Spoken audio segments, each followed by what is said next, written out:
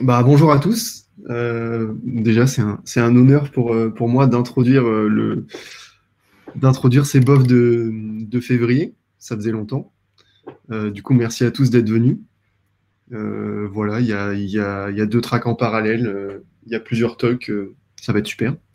Donc nous, aujourd'hui, on va vous parler d'un certain cloud qui est certifié SecNum Cloud depuis déjà un peu plus d'un an et qui s'appelle Outscale, bien sûr.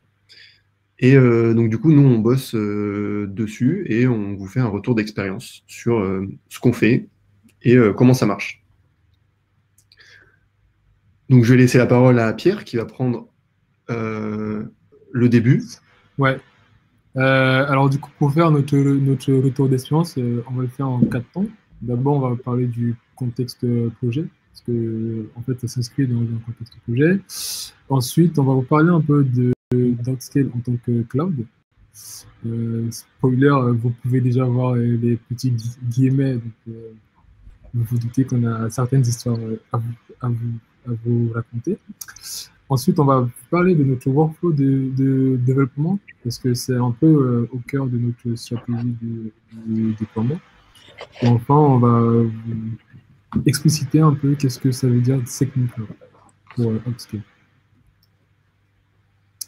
Ok, contexte projet. Alors, ce qu'il faut savoir, c'est que aujourd'hui, si vous partez sur le site Sales Public, vous pouvez voir un certain nombre de démarches. Par exemple, nous, ici, notre démarche d'inscription sur les listes électorales, c'est vous avez la possibilité de vous inscrire sur les listes électorales en ligne. Imaginons, vous habitez à Paris 15e, je sais pas, vous déménagez peut-être dans le 18e, et ben, pour vous inscrire sur les listes de l'Amérique du 18e, vous pouvez aller sur le service public et trouver le site de DILE, c'est-à-dire donc la démarche d'inscription sur les listes électorales. Et en fait, ce qu'il faut savoir, c'est que le trafic sur ce site, il a augmenté au fil des années. Vous pouvez voir qu'il y avait 78 000 personnes qui l'ont utilisé en 2011. En 2019, c'était 257 000. Et on prévoit pour les présidentielles en 2022 d'avoir un pic à 2 millions de personnes sur le site. Alors, le pic, il intervient souvent une semaine avant la deadline, ce qui fait que les années précédentes, on a souvent observé le crash de ce site pendant cette phase critique de une semaine avant la fin des échéances. Du coup,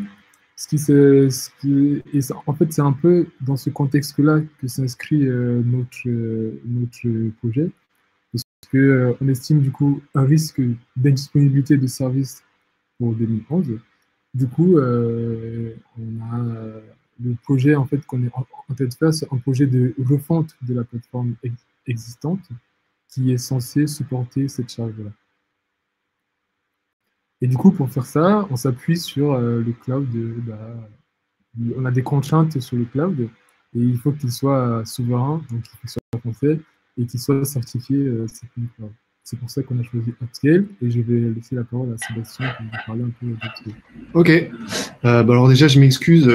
C'est pile le jour où ils ont décidé de faire des travaux juste au-dessus de chez moi. Donc j'espère que ça vous pollue pas trop le micro. Auquel cas, je m'en excuse. Donc Outscale, qui est donc un cloud français, qui possède du coup des services, mais nous, on le voit surtout comme un IaaS, et on va vous expliquer pourquoi. Donc ils ont pas mal de services de réseau, de stockage et de compute. Il y en a beaucoup qu'on a pu tester dans le cadre de notre projet. Donc on voit, par exemple, sur le réseau, on a pu tester toute la partie réseau, VPC, Subnet, Security Group, NAT Gateway, EIP. Bon, tout ça, ça fonctionne très bien. On a testé également le LBU. On fera un focus un peu plus tard sur le load balancing. Mais on a eu des petits soucis avec. On n'a pas testé les deux autres. Côté compute, on a testé les images de machines et la Flexible Compute Unit. C'est comme EC2 avec EWS. On n'a pas testé les GPU, bien entendu, on n'a pas besoin. Et on a testé leur stockage objet, OSU, et bientôt OS. Donc voilà ce qu'ils ont. Et en fait, ça ressemble grandement à AWS. Alors, pourquoi est-ce que ça ressemble à AWS? Déjà, il ne faut pas se leurrer, le standard un peu en termes de cloud et de service managé, c'est AWS, donc c'est les meilleurs. Donc du coup, ils se sont dit, en fait, je vais juste regarder ce qu'ils font et je vais faire mon implémentation en me basant dessus. Ce qui est une bonne stratégie, dans le sens où AWS, ça marche bien. Mais eux, ils ont vraiment été très loin. Donc ce qu'ils ont fait, c'est qu'ils ont réutilisé leur implémentation, l'implémentation de leur API. Et donc ça fait qu'il y a pas mal de couplage entre les deux, notamment sur l'utilisation, par exemple, de la CLI AWS, qu'il recommande pour certains appels API. Et même parfois, on est obligé d'avoir des credentials AWS, donc pour ceux qui ont l'habitude d'utiliser AWS, c'est-à-dire avoir le petit fichier credentials dans le dossier .aws pour pouvoir utiliser le stockage objet de Outscale. Donc c'est un peu déroutant la première fois qu'on l'utilise, mais c'est bien le cas. Il faut bien avoir des access keys AWS qui correspondent à nos access keys Outscale pour pouvoir utiliser un service Outscale. Voilà. Autre chose, autre particularité de Outscale qu'on a remarqué très vite, c'est que donc nous, on bosse sur un tenant. On s'est dit, on va bosser sur un tenant, on va avoir plusieurs utilisateurs qui vont avoir chacun leur clé avec leurs permissions et tout. Tout ça, c'est pas possible parce qu'il n'y a pas cette notion d'IAM en fait. Ils n'ont tout simplement pas implémenté la notion d'IAM, donc on peut générer des access keys. Les access keys, elles ont le droit, elles ont toutes les permissions en fait. Donc on a un tenant sur lequel on travaille en mode dev. On est une dizaine de DevOps à utiliser ce tenant. On a on pourrait se créer chacun une access key, mais ça ne servirait à rien, puisqu'elles auraient toutes la même permission, le même user. Donc on travaille tous sur le même tenant, avec le même user. Et notre appli, on est obligé de lui donner cette access key pour pouvoir écrire, typiquement pouvoir envoyer des fichiers sur notre stockage objet. Et du coup, notre appli, on lui donne ses clés qui ont le droit de tout faire. Donc ça, c'est un peu embêtant aussi. Quand on en avait parlé avec AMZ, qui avait travaillé sur Outscale, nous avait dit que lui, son tip, c'était d'utiliser un tenant spécifique qui avait uniquement des droits sur OSU, enfin, plutôt qui avait uniquement accès à une ressource OSU, et donner du coup cette clé-là à l'API. Nous, c'est pas encore ce qu'on a fait, mais on va le faire. Voilà, donc c'est une des particularités. Alors maintenant, pourquoi, vous vous serez peut-être demandé pourquoi est-ce que notre appli elle a besoin d'avoir accès d'avoir une access key. Et ben en fait déjà parce qu'on utilise l'object storage de Outscale qui s'appelle OSU, Object Storage Unit. Et cet object storage, contrairement à S3, il n'a pas la possibilité d'utiliser des requêtes présignées pour pouvoir déposer des objets dedans.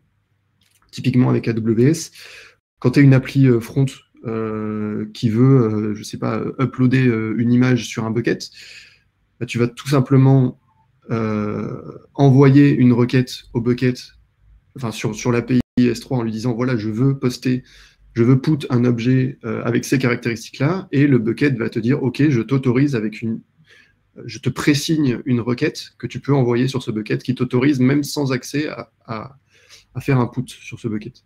Ça, c'est pas possible avec Outscale, donc nous, on est obligé de donner notre objet, notre image à notre API qui, elle, va se charger avec les access keys d'uploader l'image. Donc ça, c'est un peu embêtant.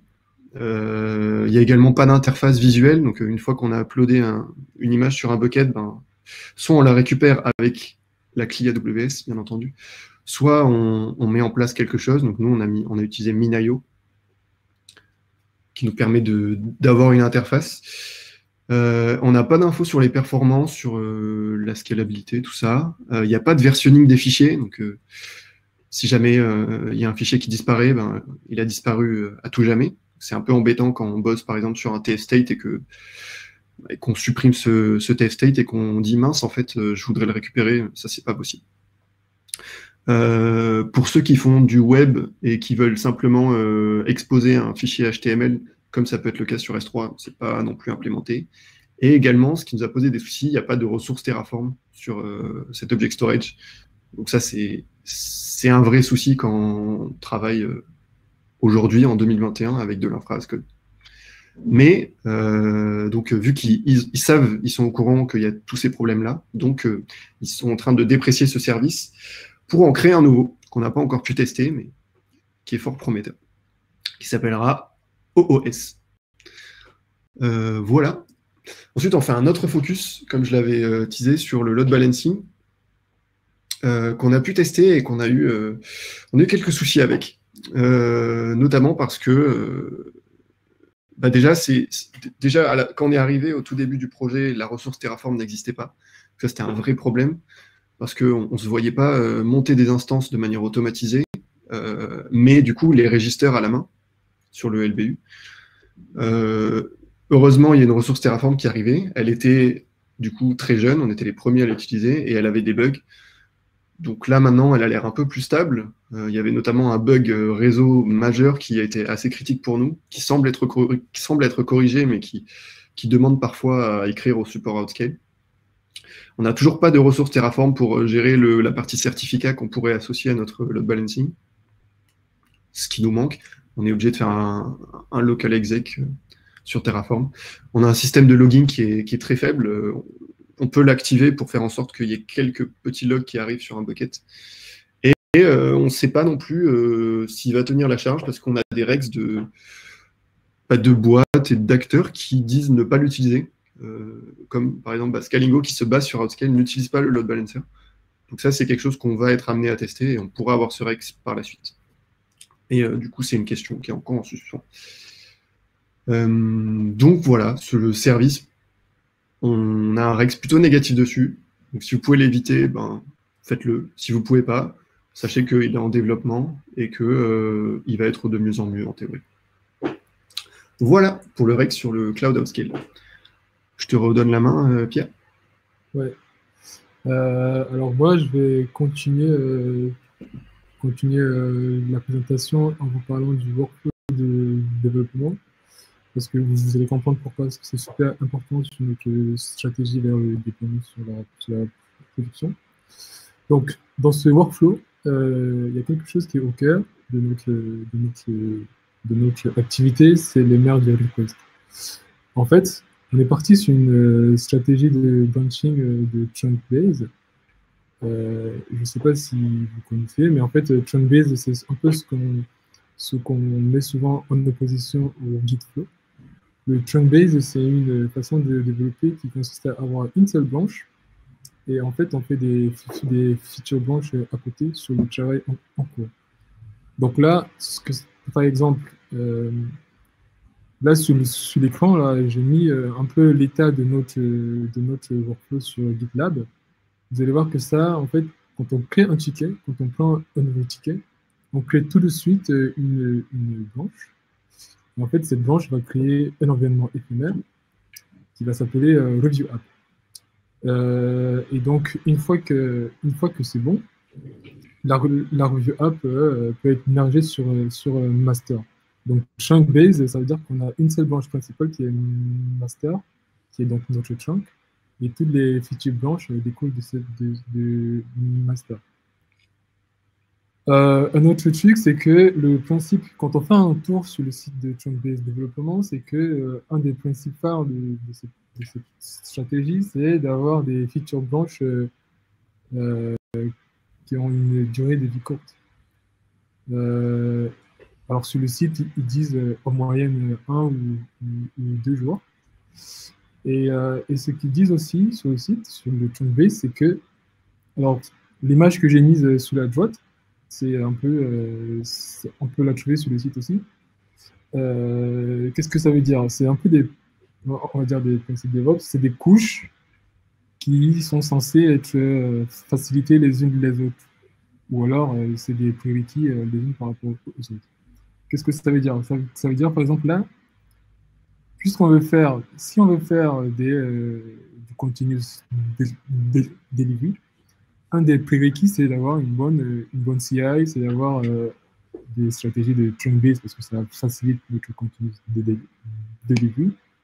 Et un autre des prérequis, c'est d'avoir une infrastructure solide.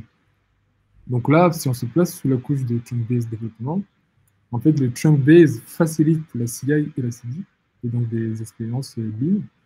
Et en fait, un des prérequis pour avoir le trunk-based development, il faut avoir une infrastructure solide.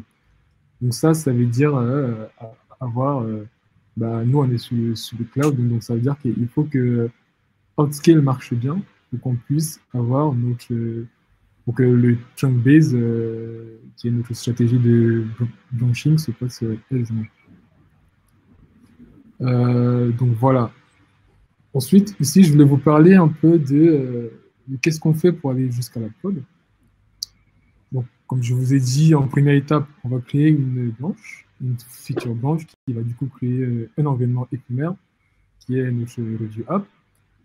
Une fois qu'on a fini le développement, le ticket il passe en code de revue par un pair. Si les changements sont OK, on passe ensuite en revue PO. Donc là, on est sur notre review app. Le PO, il se connecte, il fait des tests sur notre review app. Ensuite, une fois que c'est bon, on va merger les changements sur master, donc sur notre chunk. Et une fois que c'est mergé, on met les tags qui vont ensuite déclencher des pipelines de release. Et là, on commence nos déploiements sur nos environnements de staging, comme ce qui est une opération tout fait. Donc, staging sur OutScale, on va faire des tiers de perf, et ensuite, on va déployer sur la production. Donc ça, c'est un peu le schéma pour aller à la prod. Qu'est-ce que ça veut dire côté, si on représente un peu ça sur les environnements? Voilà comment ça marche.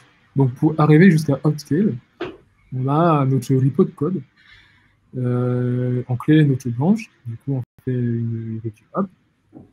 Alors il faut savoir qu'au début, comme je vous ai présenté un peu plus haut, pour avoir une stratégie de trunk base efficace, il fallait avoir une infra qui est un peu solide.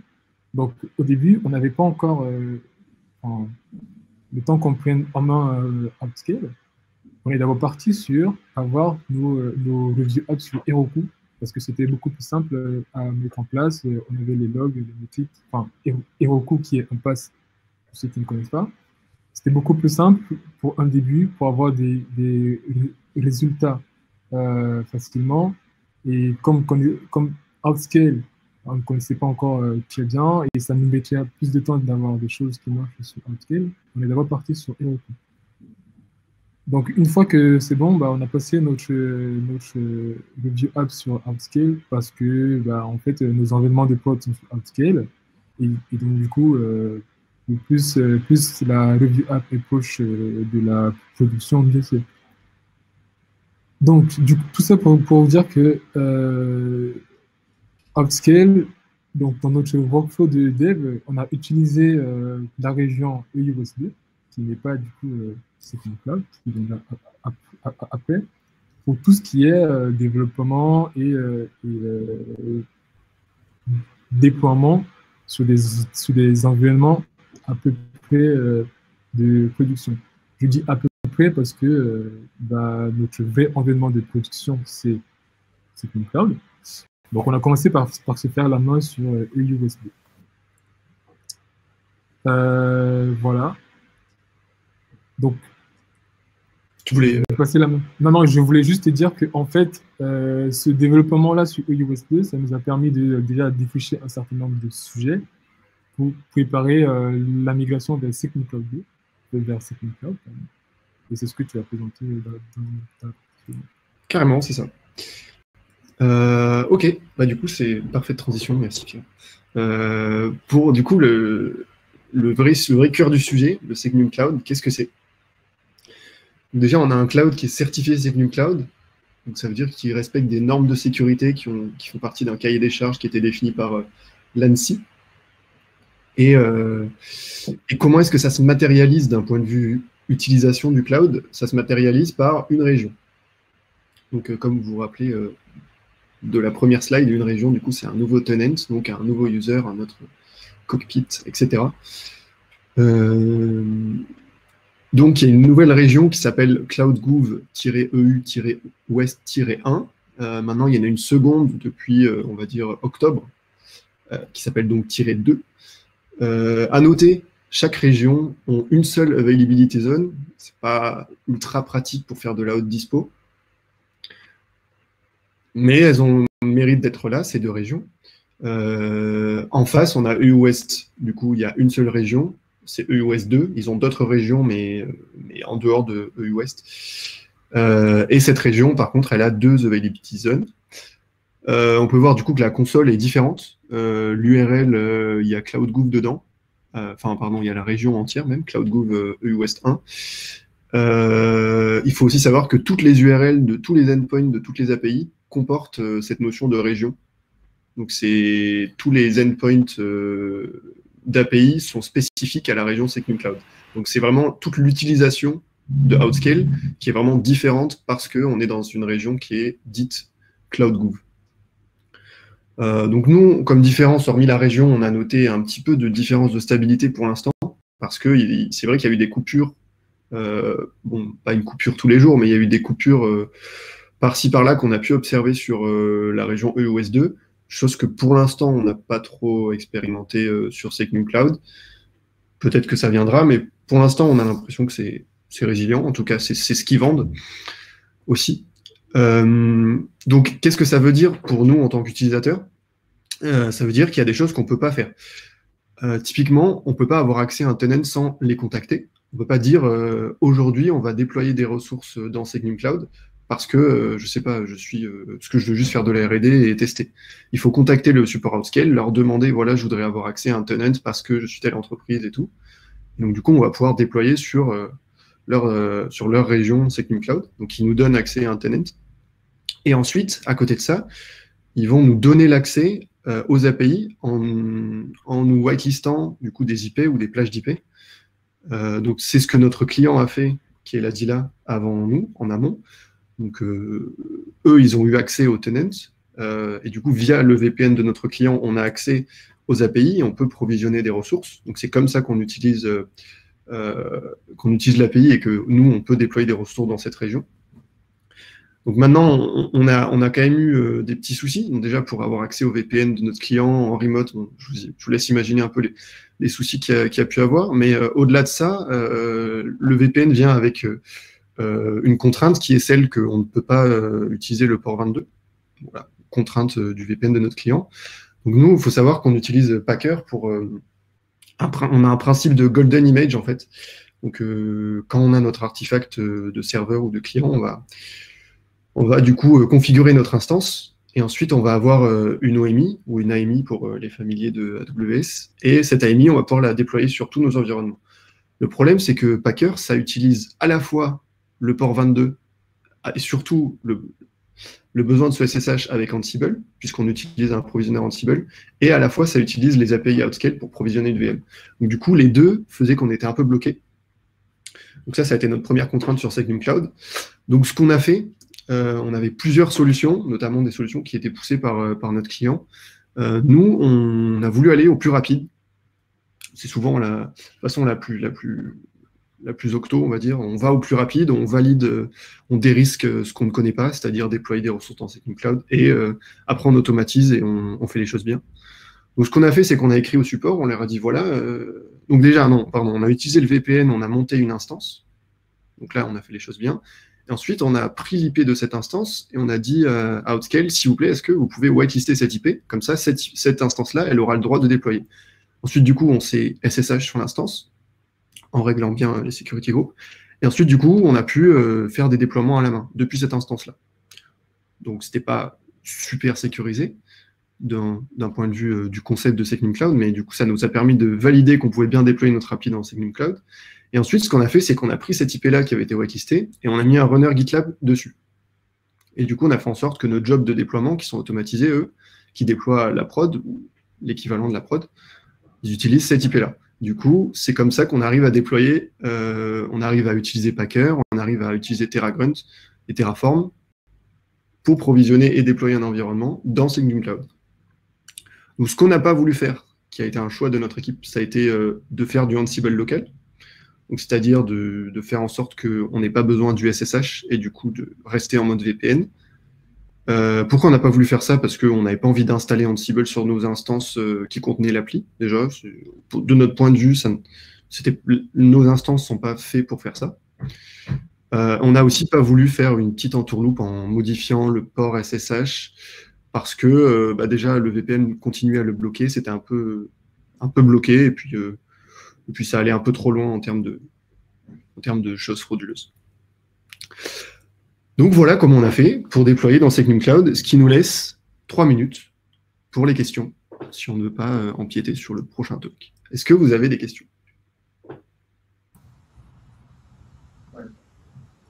Alors, merci beaucoup déjà.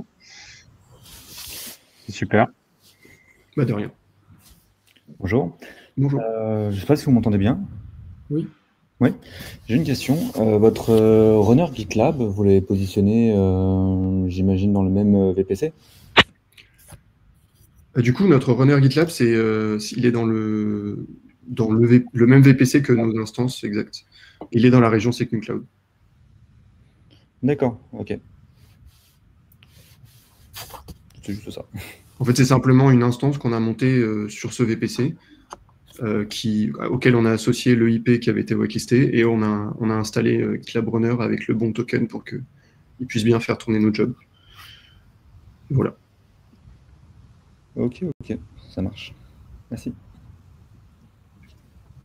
J'ai une question, moi aussi. Du coup, vous avez un runner sur des environnements qui sont des environnements de prod ou de qualif, c'est ça? Pour l'instant, on n'a pas vraiment séparé la partie réseau. On essaie un petit peu avec les subnets. On a voulu aller vite pour savoir ce que c'était que déployer, valider le fait que notre applicatif puisse tourner dans la région Selenium Cloud. Du coup, oui, pour l'instant, c'est dans le même réseau que nos applicatifs. Par la suite, faudra on va être de plus en plus compliant d'un point de vue sécurité. Ok. Ouais, parce qu'en termes d'isolation, c'est pas opti, mais ça marche.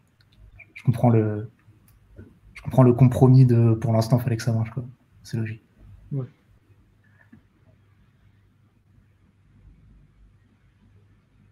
Nous avons le temps encore pour une question. Une minute.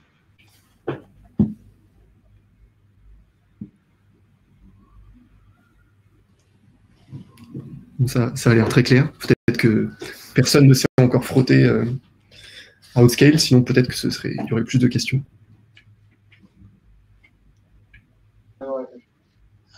Non, pas l'occasion. Par contre, si j'ai quand même une question, est-ce que Outscale partage une roadmap à la fois des déploiements, des AZ, des régions, pour aller plus loin que juste la France? Ce sont des ambitions en dehors de France. Et comment est-ce que vous avez géré du coup la résilience multi data center, étant donné que c'était sur 2 régions différentes?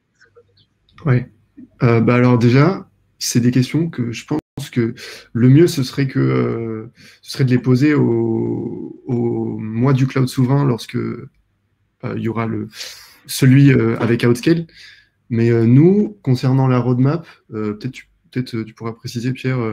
Nous, en tout cas, on n'a pas une roadmap claire qu'ils nous ont donnée. À un moment donné, on croyait la connaître, mais finalement, certains trucs ont été dépriorisés. Donc, en tout cas, moi, je pense pas qu'on y ait vraiment accès. Du côté... Ouais, vas-y. Ouais, non, ils ont une roadmap qui nous communique, mais il n'est pas fiable.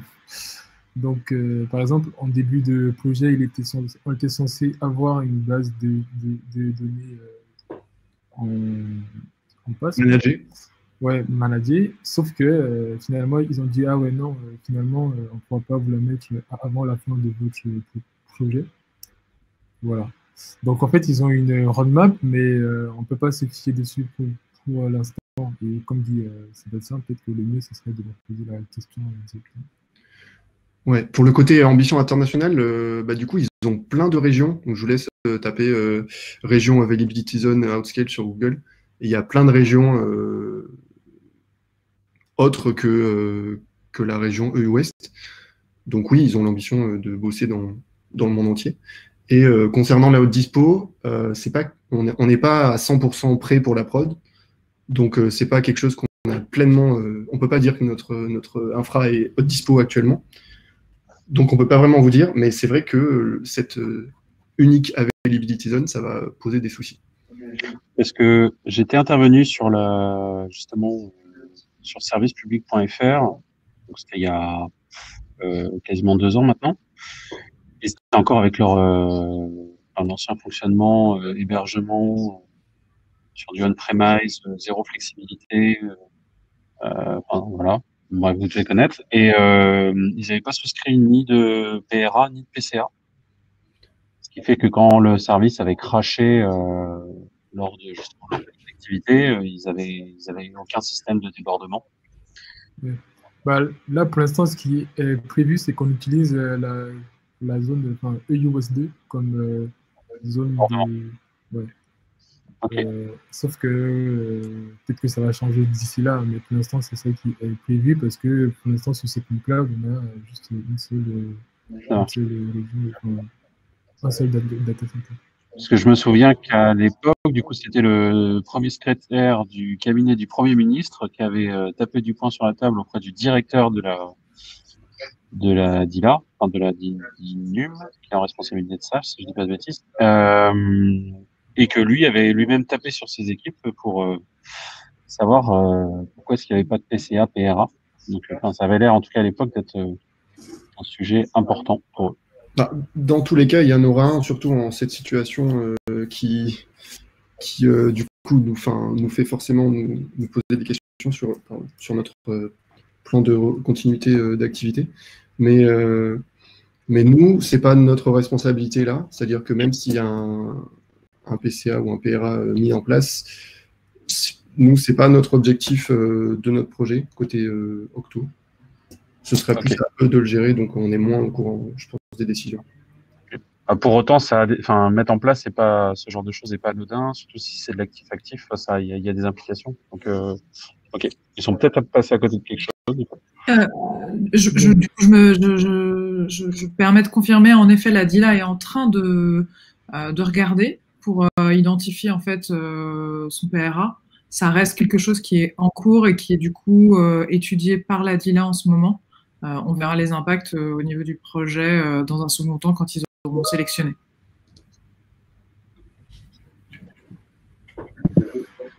Merci. Merci. Il est 14h34. On va laisser la parole. Mais celui-ci pourra déborder.